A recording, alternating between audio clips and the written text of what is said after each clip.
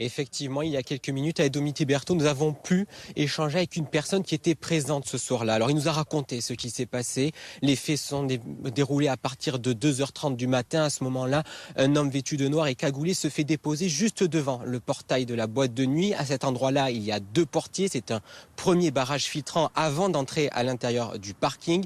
Il tire sur l'un des deux portiers, le blesse. Un petit mouvement de foule et de panique alors. L'homme continue, il rentre sur le parking et à ce moment-là, il a une arme de poing, il tire en direction de la file d'attente. Il y a de nombreux jeunes qui sont devant la boîte de nuit.